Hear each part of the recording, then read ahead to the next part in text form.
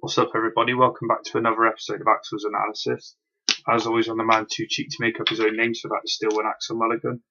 And I'm changing it up completely this week. Obviously, normally I talk about NXT. Going to be straight up and honest, I haven't actually watched last week's episode of NXT. I've just been absolutely hooked on two FWE ReFueled shows over the weekend. There was one last Friday and one on Saturday, both in New York. And they were just both phenomenal, brilliant wrestling shows. So I thought I'm going to change it up a bit this week.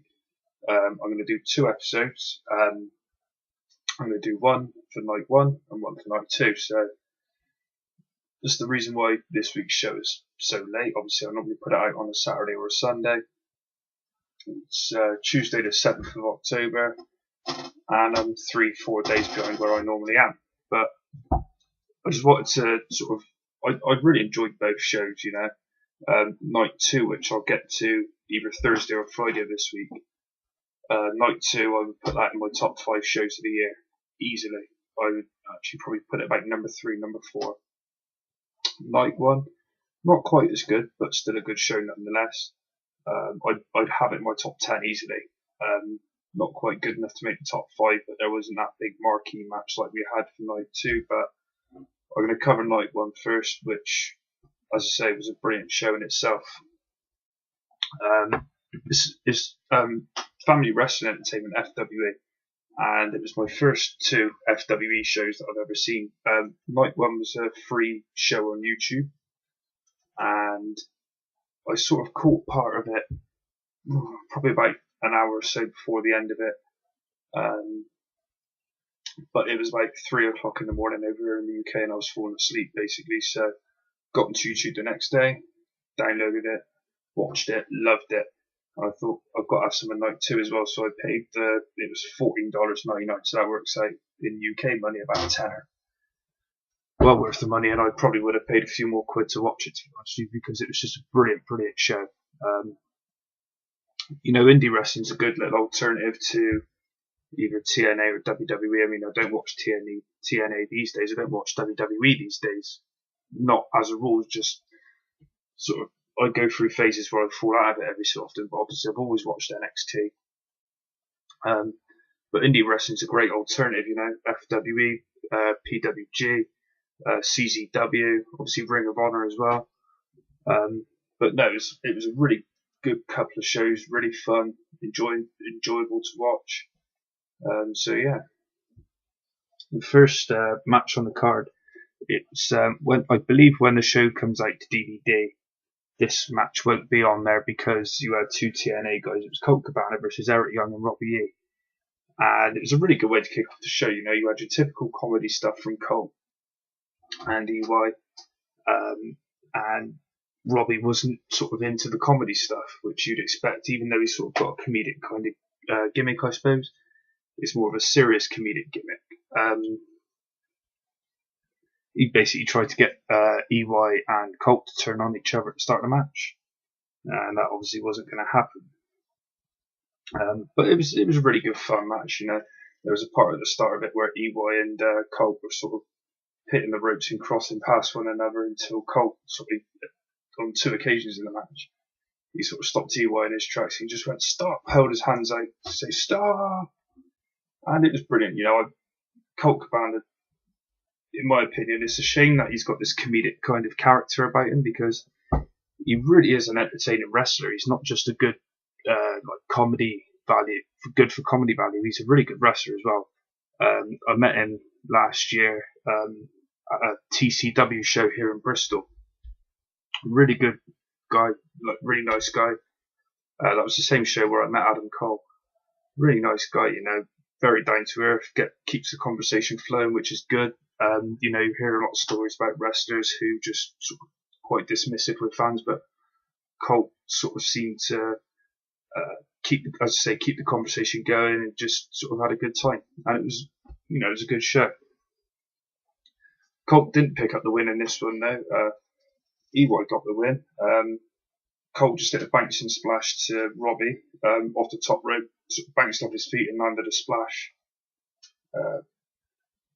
EY broke up the count, and he threw Colt into a corner, ran into attack. Colt caught him with a back elbow, EY then ran in again as Colt sort of climbed up to the top rope. EY went in again to attack, and he knocked Colt off the top rope, and then he caught Robbie with a pile driver to pick up the win. You know, really good way to kick off the show, really good entertaining match. It was just, as I said, it was just sort of an entertaining match, a good way to get the crowd going before the main part of the show kicked off. And this next guy, I've never seen either of these two guys before, Orange Cassidy versus Alex Reynolds. It was another decent match. Both look like they're good athletes. You know, Alex Reynolds, he looks like he's got a bit something about him. Cassidy's got sort of like a look and a gimmick that, you know, he's just going to stay on the indies. But Alex Reynolds, I think he'd be a good fit in either Ring of Honor or TNA. Not necessarily WWE, but I think he'd be a good fit in TNA or Ring of Honor. You know, he's just got that look about him of a Ring of Honor or a TNA kind of guy. He just looked impressive. You know, he was good on the mic as well, which is obviously good to see. You don't get that a lot these days, you know, where a guy's good in the ring and on the mic. But no, I was pleasantly sort of surprised to see how good this guy was. Apparently as well, he wrestled in the first ever FWE match, which I suppose it's not really, it's some sort of achievement, I suppose, but not as though like he wrestled in the first WWE or TNA or Ring of Honor match or whatever. But you know, if FWE gets to the stage where it's as big as a company, say like Ring of Honor, you know, I suppose you can look back with a bit of pride. Well, you can look back with a bit of pride anyway, because you know this was a big event. You know, good show, and everybody seemed to be into it. Cassidy was a bit of a strange commodity, really. He sort of had a bottle of orange juice, similar to Carlito with his apple. He left it in the corner of the ring, and he's just basically walking around slowly like he was either really drunk or really fucked on drugs. And it was just so funny to see, because at one point in the match, sort of fairly close to the beginning of the match, Reynolds tried to whip him across the ring, and instead of running like obviously wrestlers do, Cassidy just walked. He walked up to the ropes, turned around, lightly hit the ropes, and walked back. It was just so funny to see, because I've never seen anything like that before. I thought it was brilliant, and it sold his gimmick well, I thought, as well. But he did come to life at one stage. He some sort of good high impact moves like moonsaults and planchas and things like that. He looked really impressive, I thought. As I say, he looks like a guy who's probably going to stay on the indie scene for the rest of his days, which is obviously quite unfortunate, obviously, if he's got bigger ambitions. But I think it's more so all about Alex Reynolds this match, where I think they're trying to make something out of him, which is good to see. Not necessarily to make him into a top indie guy, but just to sort of give him a decent career on the indies. He picked up the win. As I said, it was an impressive match. He sort of caught Reynolds with like a code breaker, but what he did is he elevated him first, and then he dropped him with a code breaker type of move. I didn't catch a name for it, but it was an impressive move. 1, 2, 3. Alex Reynolds picked up the win, but that was really good. He grabbed the mic after the match, and even before he started talking, the crowd had chanted for him to shut the fuck up, because he's obviously he's a heel. The gimmick got over really quickly and got over really well. Talks about, you know, how he was the first wrestler out of the very first FWE event, which was actually in the same building. They were in Brooklyn for the two shows. I didn't catch the name of the building, and I haven't sort of even thought to check out what the name of the building was, but apparently the first ever FWE show was at this particular building, and Reynolds was the first wrestler out the curtain. But he said the company would have failed without him, and talked about not having a match for night 2, which got a big Young Bucks chant from the crowd. They wanted to see the Young Bucks basically super kick the fuck out of him, which I think a lot of people would have paid good money to see. I certainly would have. So Alex Reynolds, he issues an open challenge for night 2. And just when I thought the show got off to a brilliant start, we get the lovely voice of Mr. Joel Gertner himself. So Joel comes out and does his well. And I love Joel Gertner. I always have done ever since I've sort of got into ECW. You know, the names that he gives himself, the nicknames he gives himself, the sexual intellectual, the lyrical miracle. You know, the guy's, he hasn't missed a beat in the last sort of 13 years since ECW shut down. I've not seen any promos of his in that time since. Actually, I did see one that he did at a TNA show. I think it was like Hardcore Justice or something like that. I don't remember exactly, but he hasn't missed a beat. Basically, Joel comes out and he accepts the challenge for on behalf of Little Guido for Alex Reynolds that he's just issued, and it's going to be good to see Guido again. You know, well, obviously I've seen the second show as well, but I've always been a fan of Guido, even when he was Nunzio. You know, 2-time cruiserweight champion. He's a former ECW tag team champion.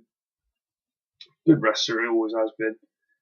Just a shame he didn't have that bigger build to get over in the WWE the way he probably could have. But what can I say? It's always good to see Joel Gertner, and I'm sure my good friend Mr. Tim Vicious would agree with that. But just sort of recapping the match, you know, both guys were impressive, Reynolds and Orange Cassidy. And as I said, I've not seen either of them before, so it's always good to come across new wrestlers, you know, when you're getting impressed. So it was a nice little sight, really. The next match as well, Jorge Santi versus Damian Darlin. I've heard of Damian Darlin before, but I've never seen him wrestle. And he had a guy called the Rockstar in his corner. I've never heard of Jorge Santi. But he looked impressive, you know, he's athletic, he's got a decent build, you know, good worker. But another match, decent sort of standard, really. You know, Damian Darlin, I've got written down there on my notes, he kind of reminded me of a cross between, looks-wise, like facially, a cross between Truth Martini and Wes Briscoe, and gimmick-wise, the Brian Kendrick, because he had the leather jacket on. You know, it was a cross between the three, and I thought it was brilliant. Darlin cuts a promo before the match saying about being a victim of politics. It says how there are some, you know, some of them are victims of the future endeavoured wrestlers. There's a few former WWE wrestlers on the card, and he calls down Kevin Tibbs, who's an indie wrestler, but he's working as security for the night. Tibbs, I've never heard of Tibbs or never seen Tibbs before, but he looks like Enzo Amore basically, just with a bit more hair on his head. And he basically comes down to the ring. Damien says they both deserve better. Darlin then points out former Ring of Honor TV champion Matt Taven's in the crowd. I'm a big Matt Taven fan, you know. I think he's a guy who's got the look, he's got the presence, he's a brilliant wrestler as well, you know. But Darlin basically issues a challenge to him. Anytime you want to do it, you know where I am. Basically, when they were running, I think it was all storyline that Taven's contract with Ring of Honor had expired. He had a 90-day no-compete clause, and they couldn't show him on TV, even though they did. But yeah, it was a good little sort of touch to add to the show, really, to add what could have been something quite controversial. I'm pretty sure it's all storyline, but I'm not 100% sure on that. But it was another solid match, you know. It was that was sort of the overall theme of the entire show, really. The matches were really well worked, really solid. Darlin picked up a controversial win. Santi had him in a half Boston Crab, and Damien looked like he was going to tap out, but just before he did, Kevin Tibb came down. He pulled the referee from the ring, knocked him down to the floor. And there's Damien. He tapped out after the referee got knocked down. And Santi thought he'd won, but obviously he was unaware of what was going on because he had his back to like where Kevin Tibb had pulled the referee out of the ring and hit him to the ground. But more referees came down to speak to Tibbs, and he knocked out wrestler Mike Law. As Santi sort of realised what was going on, and he sort of put his head between the ropes to sort of get at Kevin Tibb, but he couldn't get to him. Damian Darlin rolled him up for a 3 count. He grabbed a hook of the tights, and he picked up the win, as I say, in controversial fashion. Santi sort of like, Damien's basically on the floor, he's fucked. And Santi looks down at him as if to say, what the fuck was that? What's going on? And Tib comes in the ring and he kicked him, like caught him quite flush in the face with a kick. So Kevin Tib and the Rockstar just started beating down on Jorge Santi. And into the ring comes Mike Law, who's sort of recovered on the outside. He sort of gets involved, but gets taken out quite quickly. And then Matt Taven jumps the guardrail, comes in, cleans house. And the heels sort of back up the ramp, Darlin, the Rockstar, and Kevin Tib. Excuse me. They all back up the ramp, as I say. And Taven basically issues a challenge to the three ladies, as he calls them, for night 2. It wasn't accepted, but the match was made basically for night 2. Taven was actually quite good on his promo because he said, "Ooh, I shouldn't have done that. This is kind of awkward." And he sort of had that sort of, "Oh shit, I'm in trouble. I'm under contract to say that I can't compete for 90 days." But it was pretty funny the way he did it. He looked quite awkward at the same time, but I thought he delivered it quite well. 2 sort of indie darlings, I suppose, up next. Johnny Gargano and Chuck Taylor. And before the match got underway, Colt Cabana came out. He's scheduled to face Gargano on night 2. Came out for commentary. Gargano didn't like it. He wasn't very happy that Colt had this grand entrance, even though he was down for commentary, basically. He worked commentary for the rest of the night, along with what was the other guy's names? Jordan Schneider and Jerry Strauss, but Jerry Strauss sort of left the booth for a few matches, but I'll get to that a little bit later on. So yeah, Johnny Wrestling wasn't too happy. He asked the ring announcer, I'm going to make my entrance again. I want a grand entrance. I want you to say all my nicknames, Johnny Wrestling, and the Bee's Knees, and all these other. He reeled off about half a dozen nicknames. I can't remember half of them now. And the ring announcer didn't remember him either. He eventually ended up calling him like the greatest professional wrestler in the world and all this other crap. But again, another very good match. As I mentioned earlier, I saw Adam Cole and Colt Cabana at this indie show for Title Championship Wrestling last year. Chuck Taylor was at that same show, and he really knows how to work a crowd. He really knows how to sort of work a match as well. There's working a crowd and there's working a match. Not many people can master the two. There's obviously a lot of guys in the WWE, but outside of that, there's not very many that can really. But Chuck Taylor, he can do it really well. He can get the crowd going. He had this really cool one move actually where Gargano was on the mat. He sort of went to hit a suicide dive, and Taylor caught him with a forearm to the face, and he was sort of down on the canvas.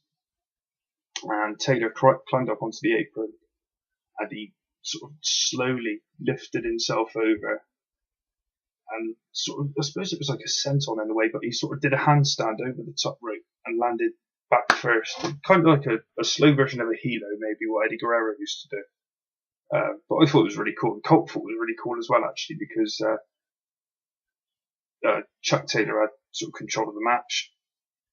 He took Colt's headset from him and said, what move do you think I should do next, Colt? And Colt said, do the slow thing again, that was really cool. But unfortunately he didn't, but it was a really cool move. Excuse me. It was another win for a heel in this match. Johnny countered a attempted roll up by Taylor. He basically led across his shoulders and hooked a leg, but he sort of clasped his hands together at the same time, which was, again, it's another really good sort of clever wrestling move, really, because you don't really see many people doing that, to get the 3 count. But he really locked his hands together tightly, and he picked up the win with that. After the match, he took out Chuck Taylor from behind. He started beating down on him, but Colt made the save. The two shook hands, and that was that. And from here on in, for the rest of the night, the commentary went really iffy. There was a lot of breaks.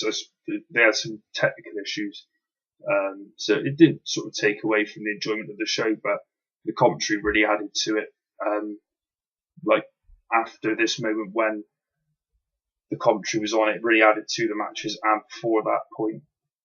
So it was just a shame to hear that it sort of went downhill, really, I suppose. Next match was a four-way, but it was like a tag four-way. Like 4 singles guys, but they had to tag each other in. Shit rules, I know. But, it was Bandido Jr., Sam Shields, Wes Draven, and Chris Sabin. It was great to see Chris Sabin again. I was always a fan of him in TNA. Didn't think he was world champion material, but I loved his X Division work. I loved it when he was sort of the heel boyfriend of Velvet Sky. I thought he did such a brilliant job with that, because he was sort of like the typical sexist boyfriend that wouldn't let his girlfriend speak to another bloke, and it just worked so brilliantly. The two had really good chemistry, I thought. It was the first time I'd seen Bandido, the first time I'd seen Shields, who was from the year 22-25, apparently, when they named him, or sort of when they said where he was billed from. And Wes Draven, I've heard of Wes Draven before, but never seen him wrestle. But, he was impressive as well.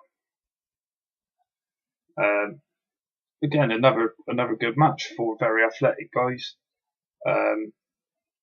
It was one of my favourite matches of the night. It was just action all the way from start to finish. My favourite part was sort of towards the end of the match. Shields hit Draven with a Samoan drop, and as he hit him with the Samoan drop, he also had Bandido in a T-bone suplex position, and he hit it both simultaneously. I just thought that was really cool. It was really something impressive. But literally seconds after that, Sabin hit Shields with the all hail Sabin, and he picked up the win. I suppose it was kind of not necessarily a foregone conclusion, but Sabin would have been the favourite to win the match given his history with TNA, and you can't sort of blame the booking for that, because you can't make a former world champion look weak, really. But no, Sabin, as I say, I loved his work in TNA.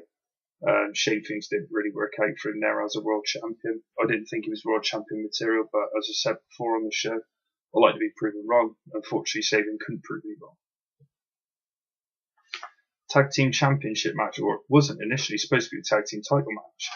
Tony Nese and Jigsaw versus the champions, the Adrenaline Express, of EJ Risk, and I've got the other guy's name written down here somewhere as well, because I've not seen these guys before.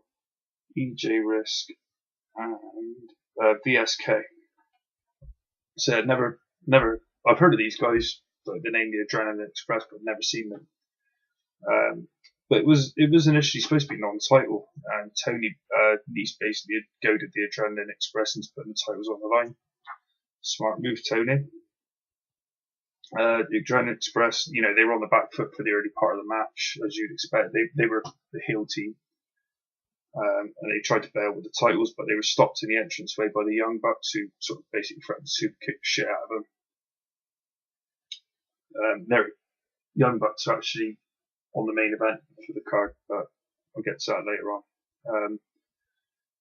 I like the part of the match. It was probably it was my favourite part. Tony attempted a roll up on EJ, and on the count of 2, he picked him up one-handed into a powerbomb position, and he threw him into the bottom turnbuckle. And as his head snapped back off the turnbuckle, Jigsaw hit a dive in, like a coast to coast, Shane McMahon style, from one corner, and he hit EJ Risk square in the face with the drop kick. I just thought that was really brilliant. It all flowed so well. Really added to the match. It was the highlight of the match, in my opinion. It really just sold it as a spectacle for me. The end of the match, Jigsaw hit a brainbuster onto the ring apron to VSK. He threw him back into the ring, and he set him up for an Alabama. It was like an Alabama slam position, but instead of sort of holding him with his hands behind his legs, he sort of hooked the legs underneath his armpits, and Jigsaw jumps off the top rope and he jumped with his feet onto VSK's ass and sort of hit him with a reverse pile driver. 1, 2, 3, and we got new FWE World Tag Team Champions, and it was something that was like quite confusing because I didn't really understand why, if they got a title match the next night, they were going to put the titles on a new team. Apparently, this was only their second time teaming together in FWE. I didn't really understand it, but it was a good match. And when I watch indie wrestling, I try not to overthink things like I'm doing now. But it didn't make much sense to change for the title to change hands when you got a big fatal 4-way TLC match the following night. But it was a good match. As I say, I'm not going to take away from the match. I don't think you can really. After the match, the Young Bucks came out to quote unquote congratulate the new champions, and they basically showed their respect by super kicking their teeth down their throat. And as if tomorrow night your reign comes to an end, basically. And typical Matt and Nick Jackson, super kicking the crap out of people. Not that I'm complaining, because they've perfected it and they've made it their own, haven't they? People always point to guys like Shawn Michaels with the super kick. Me personally, I would point initially to Chris Adams, gentleman Chris Adams, who first brought the super kick into wrestling. But the Bucks have sort of made it their own. It's their niche, so to speak. So, no, fair play. It works for them, and we'll be RSVPing for every super kick party that we get invited to. Maria Kanellis came out to commentary. I didn't realise that she's the FWE Women's Champion, or going into the show, at least she was. She didn't wrestle on the card, but she did commentate for sort of 3 or 4 matches. She took over from Jerry Strauss. Strauss he reminded me a bit of Rich Brennan. Decent commentator, but comes out with like a few not stupid comments, but things that didn't really add to the match or to the show or whatever. But when they only work a show once every few months, you can't really have too many complaints, I suppose. Match up next was Hania versus Veda Scott. I'm a big Veda Scott fan. I've seen her wrestle a few times, and why she doesn't have matches for Ring of Honor, I'll never know. But this match, it was a solid match, because I'd never seen or even heard of Hania before, but she was impressive. She's quite athletic. She's got this sort of like a female Tatanka kind of gimmick, I suppose. Really, she does a lot of howling, which doesn't really work for me. It doesn't really do much for me, but she's a good solid wrestler, and I thought she wrestled a decent match here. Veda Scott, as I say, I'm a fan of Veda Scott in more ways than one, which, as I said before, my friend Mr. Tim Vicious, he will vouch for that, because he's seen a lot of the comments I've put on Twitter. But they've got a good 7-8 minutes here, which is good to see, because you don't get that in other wrestling companies like the WWE.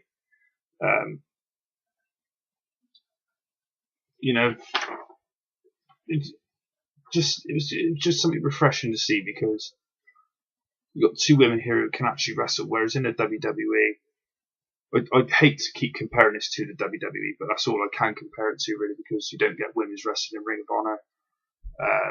I don't watch a lot of things like Shimmer, because I never know when it's on, basically. So if anybody knows when the next Shimmer pay-per-view is, or DVD release or anything like that, at Axel Mulligan on Twitter, just let me know. This was a really good wrestling match, actually. There was lots of attempted roll-ups at the start, lots of athleticism, chain wrestling. Really good to see. And that was from both women, actually, not just Veda or not just Hania, but from both. And that's what you get, obviously, when you got 2 talented women going up against one another. Veda picked up the win with it was like a Saito suplex, which she turned into a pinning combination with a bridge, and it was just really something quite cool, I thought, because as much as I've seen it before, I never expected it to come from somebody like Veda Scott. But no, it was really cool. I'd say decent little match. Post match, Joey Ryan and Candice LeRae. she sort of hit a bit of a internet buzz a few months back, where she got busted open like really fucking badly at an indie show. But I don't like to say this, but she wrestles like a bloke, basically. You know, she'll wrestle guys, she'll take big bumps from guys, and she just does not care. She's just such a phenomenal talent, and kind of in a way, I suppose, wasted on the indie circuit, because she could be doing so much, not necessarily better, but she could be doing so many bigger things, like working for TNA or WWE. You know, she's done some work for PWG. I know that much because I've seen her on a couple of PWG shows. But again, if it was like if Ring of Honor did women's wrestling, she'd be a really good suit there, really good fit there. And she could bring Joey Ryan along with her, you know. Joey Ryan's the sleaziest man in professional wrestling, probably aside from Michael Hayes, but that's a different story. But they come out to congratulate Vader, the world's cutest tag team. And then they sort of look to address night 2, where Vader's initial or sort of scheduled to team with Christina Von Eerie against Candice LeRae and a mystery partner. But they sort of say, you know, Joey says that in the spirit of competition, you know, we'd like to announce who your partner is, but he says that he can't be Candice's partner because he's wrestling Wes Draven on night 2. So he sort of points towards the entrance ramp and says, your opponent for tomorrow night. And he pauses for a few seconds and then super kicks Vader Scott's head off her shoulders, basically. Security came into the ring, but Joey used Candice as like a battering ram. He got her in a fireman's carry position, and he battered them all away. And it was really cool, I thought. You know, as I say, Candice, she doesn't care who she fights, who she's wrestling, anything. She'll do anything that's asked of her, it would seem. And fair play to her, because that's how it should be in wrestling. But Carlito, Caribbean Cool, Carlito came out to make the save. Joey and Candice basically bailed from the ring, and he carried Vader Scott to the back, and Carlito is apparently a bit of a, what's the best way to describe it? A bit seedy in FWE by all accounts. I presume it's all storyline. But they were basically saying, is that a good thing that Carlito's carrying Vader Scott to the back, or, you know,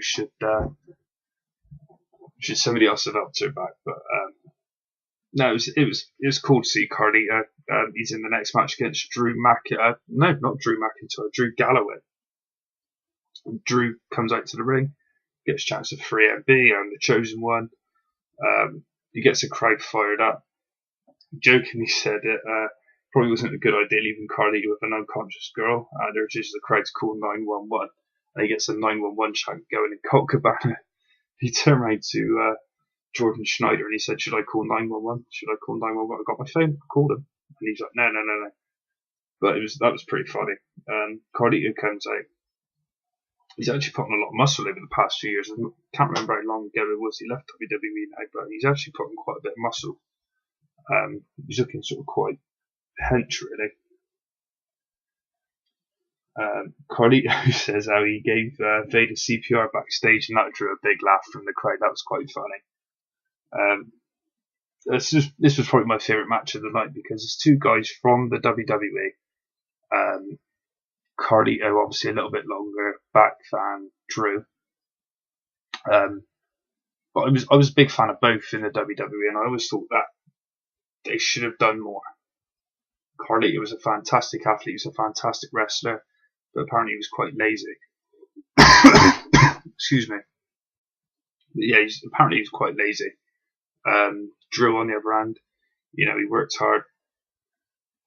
Probably a better wrestler than Carlito for all intents and purposes, you know. I don't just say that because I'm British, as is Drew, but he was a better wrestler in my opinion, and probably a lot of people's opinions who's listening to this now.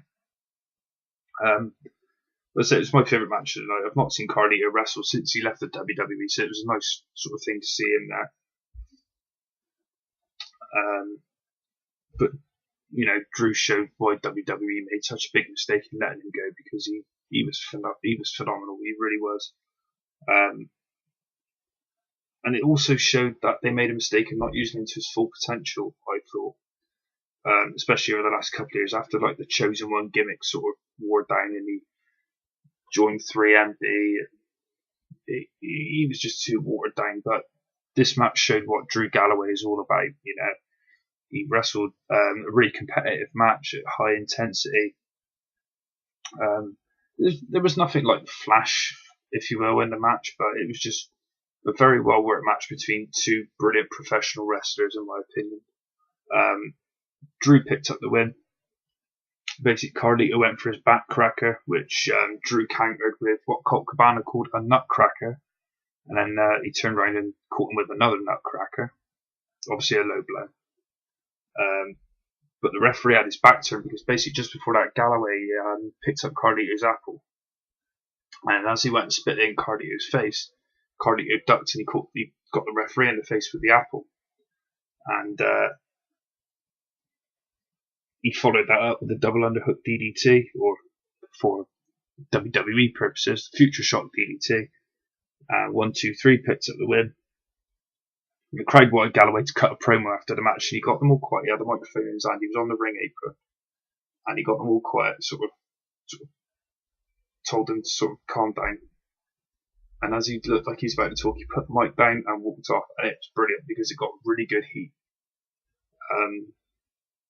Carlito, they wanted a promo from Carlito, so he basically asked Maria to the back with him, but needless to say, she declined. She's actually marrying Mike Bennett next weekend. There's something being shown that is like Mike Bennett's bachelor party on iPPV for Ring of Honor. I think I'll pass on that one. And this is a wrestling show, which I don't think it is. It's Adam Cole's hosting Mike Bennett's bachelor party, which not really my thing, but hey ho. So we come to the penultimate match of the night, and this was probably was it the penultimate? Yeah, it was the penultimate match of the night, which is probably the funniest match of the night, actually. Excuse me. It was the world's cutest tag team, Joey Ryan and Candice LeRae, versus Tommy Dreamer and Ivelisse Velez, the former Sofia Cortez from WWE or NXT. And she's somebody else why I think, why the fuck did they let this person go? Because she's got such brilliant in-ring skills. She's a fantastic talent. She can wrestle, she can fight, she can work a few different styles, and everything she does is so smooth in the ring. There's no sloppiness from her at all. She's really honed her craft over the years, and why they let her go, I'll never know. I'll never know. She actually, I believe on the first ever episode of NXT, she defeated Paige, and Paige then didn't lose for a year. Kind of says a lot, really, but in my opinion, Ivelisse Velez on the indie circuit, she's the best female wrestler, and I would put Candice LeRae number 2. Those two side by side, they could have so many incredible matches in the years to come. I'm not too sure how old Ivelisse is. I'm pretty sure, actually, I said it on an episode a couple of weeks ago, but I don't remember. And I know Candice LeRae, she's only 29, so she's got a big future ahead of her. 29, is no age for a wrestler these days, is it? You get guys going into their 40s, their 50s, some into their 60s like Ric Flair, and some into their 70s like just trying to think who it was now. Luthez wrestled into his 70s. Sorry for that. But it was, it was not a decent little match, just like with Carlito, as I said earlier, it was good to see Carlito, it was good to see Tommy Dreamer. I've always been a fan of the Innovator of Violence. As I said, I'm an ECW fan. He worked his ass off for that company, worked his ass off for WWE. Not seen any of his TNA work, but knowing what Tommy Dreamer's work ethic's like, he worked his ass off for TNA. House of Hardcore. But it was another entertaining match. More so, as I say, for the comedy value. Joey Ryan, sort of near to the beginning of the match, wrestled it with a lollipop in his mouth, which he actually gave to Maria as he was coming down to the ring. But he took it from Maria, put it in his mouth after he got the old fat guy, as he referred to Tommy Dreamer, in the ring. Joey basically, he put the lollipop in his mouth, which they did a bit of chain wrestling on their feet. Dreamer took the lollipop and put it in his mouth, and they said like nobody will ever outgrow Tommy Dreamer. So Joey Ryan tried by putting the lollipop. He sort of pulled his trunks open and rubbed the lollipop in his crotch, put it back in his mouth. So Dreamer, being Dreamer, sort of one-upped him by taking it back and putting it in his mouth, and he had an absolute look of disgust on his face. He took the lollipop out. He sort of seemed to pull a pube off of his tongue. It was fucking hilarious. And then he one-upped Joey again by wiping it against his ass crack. And he basically, Joey's like, no, I'm not putting that in my mouth. So Tommy kicked him in the gut and forced the lolly into his mouth. Oh, it was brilliant. It was so funny. I've not seen anything like that in wrestling. Well, I don't think I've ever seen anything that funny during a wrestling match. But I've definitely not laughed that much at a wrestling match in years. Just the look on Tommy's face when he's pulling the pube out of his mouth. He's like, disgusted. Oh, it's so funny. The ending actually came in quite sort of comedic fashion as well, really. Candice and Dreamer were legal, and that's what I like about it on the indie circuit. You can have guys wrestling girls, whereas WWE is like strictly taboo. You don't have guys wrestling girls unless it's like some sort of special occasion or whatever, but you don't get that in the WWE. I'm not sure if you get it in TNA these days. I can't remember because it's been so long since I watched TNA. But on the indie circuit, the guys and girls don't mind mixing it up with one another, which is really good to see, to be honest, because it doesn't undermine the women, whereas I think in WWE it does. That's just my opinion. Anybody else has got an opinion, just leave a comment at Axel Mulligan or below. But as I say, yeah, this ended in sort of quite comedic fashion, really. Dreamer looked to hit a vagiplex, as Cole called it. Looked to hit a vagiplex. Like Joey Ryan's got the boobplex, where he suplexes somebody by holding their boobs. Dreamer looked to hit the vagiplex, where he's holding Candice LeRae's vag, basically. But he released the hold when Joey Ryan came into the ring, looked to hit a clothesline, completely missed, and took out the referee. Dreamer took down Joey with a DDT, but the ref wasn't there to count, so obviously he didn't pick up the win there. But Candice started beating on Tommy, and Tommy being Tommy, took the beating and just sort of, he looked at Candice, he said, "Time to die," picked her up into a pile driver position, and as he did, he pinched his nose as if to say, "Oh, that smells." Like, because obviously he had her vag in his face. He was like, "Ugh." And as he turned round, Drew Galloway came into the ring and hit him with a big boot. And basically they're facing each other on night 2. Tommy landed flat on his back with Candice on her back on top of him. Joey Ryan came in and he sort of led on top of Candice in like a 69 position. And the referee had sort of come to by then. 1, 2, 3. And the World's Cutest Tag Team picked up the win. And that was a really entertaining match. That was probably, I wouldn't say it was the best match of the night because I gave that to Drew Galloway versus Carlito, but I would say it's the most entertaining match for the comedy value. There was a lot of funny things that went on during the show, but I'd say this was the funniest match of the night, and it was really well worked as well. I say I'm a big fan of Dreamer. Always have been, probably always will be. The guy knows how to work a match, really, doesn't he? He's never going to be the world's best wrestler. He never has been the world's best wrestler. He's never been anywhere close to being the world's best wrestler. But what he is he's a solid wrestler, and he's always put in 110%. You can't ask anything less of anybody or anything more of anybody.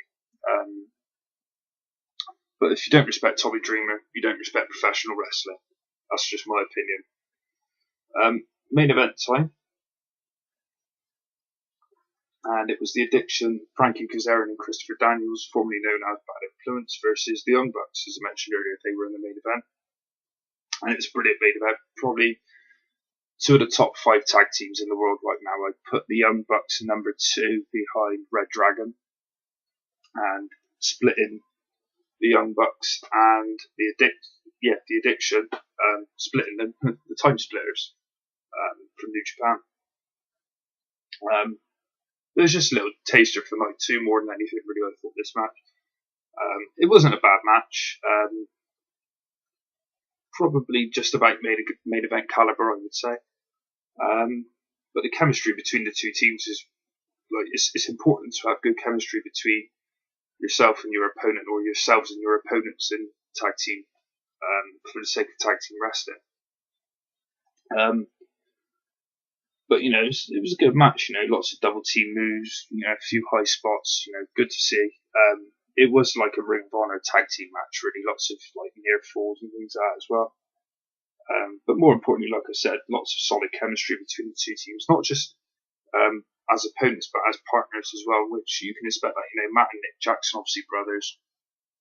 Kaz and Daniel's been teaming for years, back in TNA, as Bad Influence. They were my favourite team in TNA, and when they sort of fell by the wayside a bit, I assume when they realised that their contracts weren't going to be renewed, and they weren't used so much on TV, or they weren't used as prominently as they were, I was when I stopped enjoying TNA.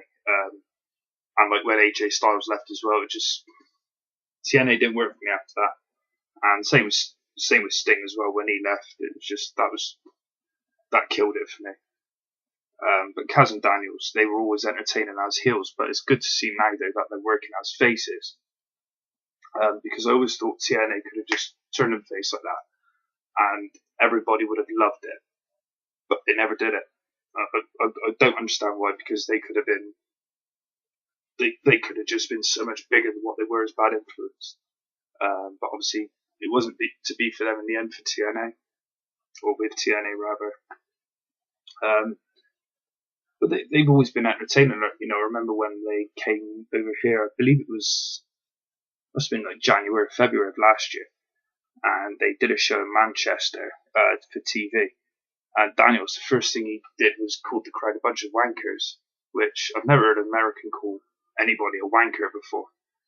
And it was just typical Daniels, just the way he can work a crowd, talk on the mic. He's a master of it in the ring, but he's a master of it on the mic as well. Just such a phenomenal talent, Daniels, and Kazarian as well, really. But they're so easy to like as a face team now, as much as they were easy to like as a heel team as well. And they actually picked up the win here, which I thought was quite a surprise. I expected the Bucks to pick up the win, because they're always booked like as the strongest team going. Daniels hit the BME to Matt. Nick broke up the 3 count by pulling the referee from the ring. Basically, Kaz sort of Nick was on the outside with his hands on the rope, and Kaz pulled him in by pulling the ropes in, and he hit like an RKO type of cutter. And Nick basically bounced out of the ring. He sold it, like probably oversold it really, but it's Nick Jackson. I don't care. I love the guy. That sort of obviously left a numbers game in the hands of the Addiction, really. Kaz set up Matt for a back suplex. What he did, instead of hitting a back suplex, he sort of flipped him over, and he landed face first onto the knees of Daniels. 1, 2, 3, and the Addiction pick up the win. I love the name as well, the Addiction, because they are an addictive team to watch. Everybody loves to watch them. Afterwards, the teams sort of, I suppose you could say, they adhered to the code of honour. But it was a good showing from both teams. I've only sort of give you a brief rundown of how the matches ended, or my favourite parts of the matches. That's because if I'd have gone on for too long, the show was 4 hours long. If I'd have gone on for too long, I'm 50 minutes into this show now, which I'm sure a lot of people have turned off already, but,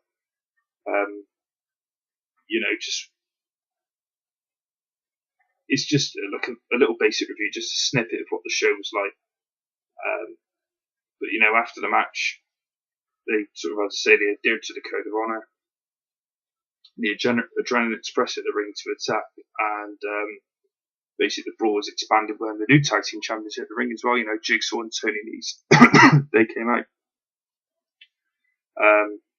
But the Young Bucks and the Adrenaline Express were basically cleared from the ring to leave Tony Nese, Jigsaw, Kaz and Daniels. Daniels took a mic to promote the TLC main event for night 2, and basically Kaz sort of backed up what Daniels was saying. So yeah, overall I would give that show 8.5 easily, and I would rank night 2 even better. So I'm not going to do night 2 now. I will do a second show of the week. This is episode 22 of Axel's Analysis, or 22.0 I'm going to call this. I'm going to try and get the episode out for Thursday or Friday. That'll be episode 22.5. So I'm going to do 3 podcasts in 1 week, because I'll be doing an NXT podcast on Saturday or Sunday as well.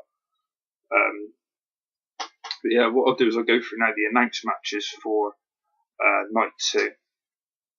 You got Sonjay Dutt versus Chris Sabin, which I said on Twitter could easily have been the match of the night.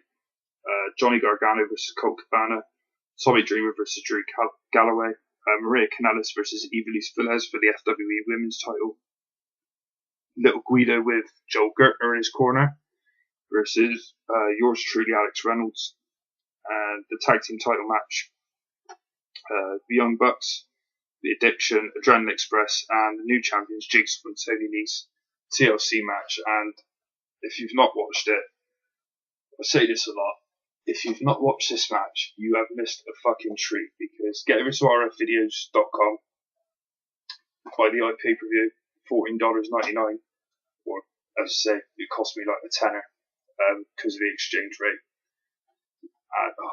And you will not see this year a better multi-man tag team match, in my opinion. This was just all action from start to finish, lots of high flying moves, but I will get to that later on in the week. I'm not going to do the birthdays this week, I'm not going to do the news, or there's not going to be any grappling greats either. So I'll leave it there. I'll do the shout outs when I do episode 22.5 later on in the week. I'll say either Thursday or Friday, probably more likely to be Friday. But yeah, no, as I say, FWE, brilliant, 2 brilliant shows. That's just the first one I've reviewed for you. I'll review the second one later in the week, and I'll catch you guys then.